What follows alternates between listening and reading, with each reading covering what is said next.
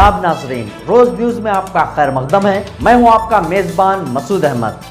आइए जल्दी से देखते हैं आज की स्पीड रोज न्यूज। ने महिला आरक्षण बिल गिरा दिया।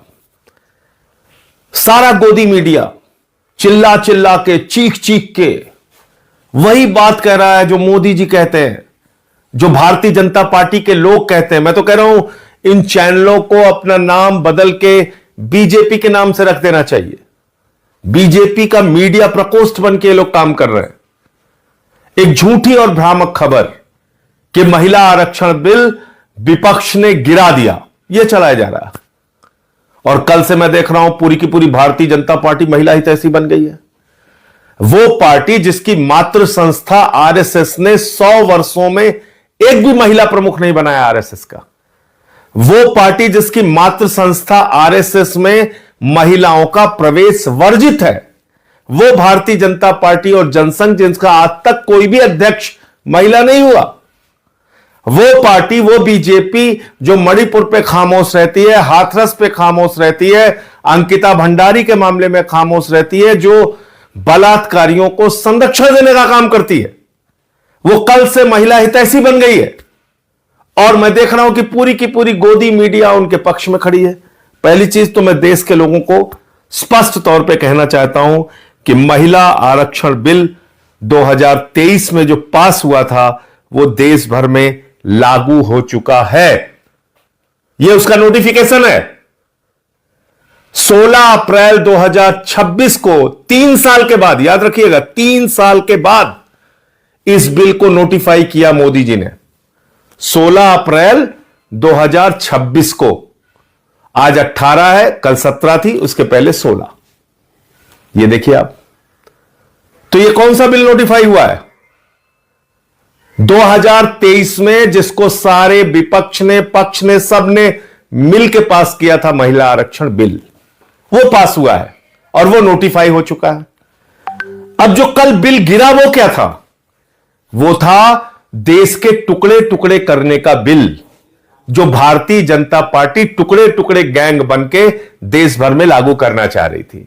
उत्तर और दक्षिण का झगड़ा कराना चाह रही थी। बंगाल की सीटें कम, उड़ीसा की सीटें कम, तमाम राज्यों के बीच में असंतोष पैदा करना चाह रही थी।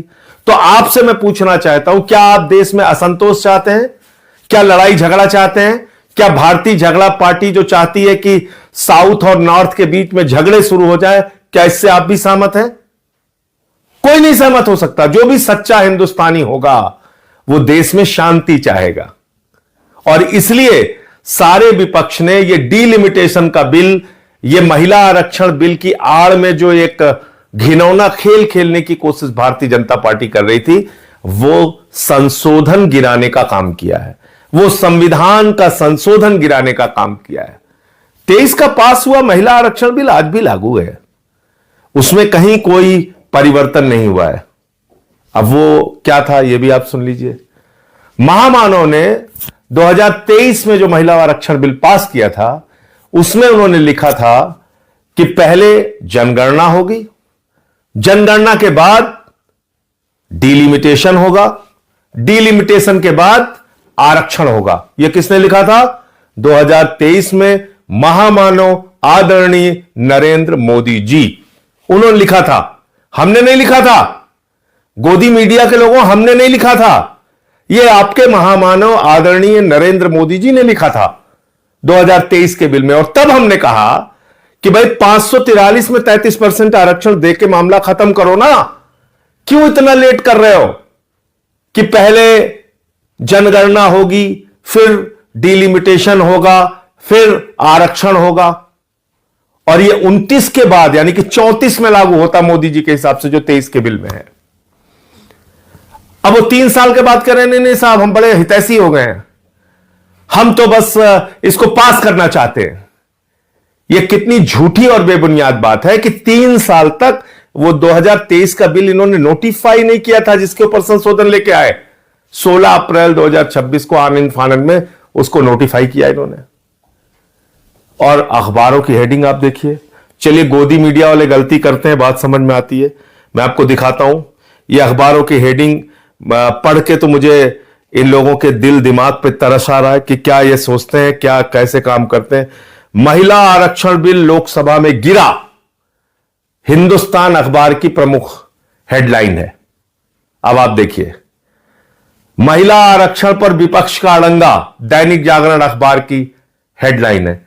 ये आप पढ़े लिखे संपादक होके अखबारों के, आप इस तरह की खबरें, भ्रामक और झूठी खबरें फैला रहे हैं। महिला आरक्षण बिल तो लागू हो चुका है देश भर में। आगे बढ़ते हैं। अब बात आती है डीलिमिटेशन के नाम पे ये क्या करना चाह रहे थे।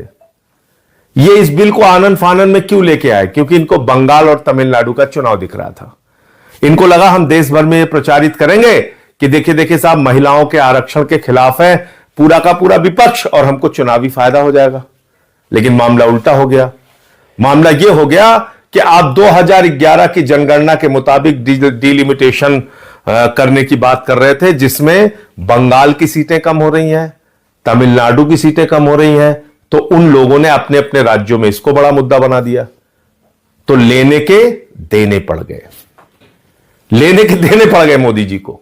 जिसने भी उनको मूर्खतापूर्ण सलाह दी वो लेने के देने पड़ गए। अब तमिलनाडु में मुद्दा बन गया कि उनका प्रतिनिधित्व आप कम कर रहे थे, बंगाल में मुद्दा बन गया कि उनका प्रतिनिधित्व आप कम कर रहे थे। तो इसका भारी नुकसान बंगाल और तमिलनाडु के चुनाव में आपको उठाना पड़ेगा। दूसरी बात, कितना घिनौना खेल खेलती है बीजेपी। कभी आपने सोचा बीजेपी इतना घिनौना खेल खेलती है कि अभी एक स्टिंग ऑपरेशन हुआ हुमायूं कबीर का, जो बाबरी मस्जिद बना रहा है, जिसने अपनी पार्टी बना के वहां पे चुनाव लड़ने का काम किया। उस हुमायूं कबीर ने कहा कि हमको बीजेपी ने 1000 करोड़ रुपए चुनाव लड़ने के लिए दिए हैं, 1000 करोड़ रुपए। और हुमायूं कबीर बाबरी मस्जिद बनवा रहा है वहां पे।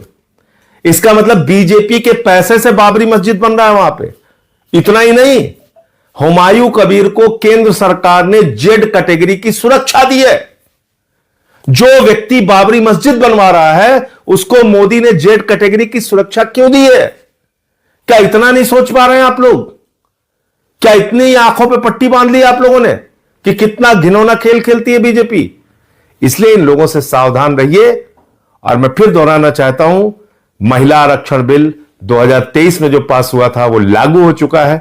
डीलिमिटेशन बिल के जरिए जो देश के टुकड़े टुकड़े करने की, आपस में लड़ाने की, उत्तर दक्षिण का झगड़ा कराने की जो कोशिश थी, वो कोशिश विपक्ष ने मिलकर नाकाम किया है। जय हिंद।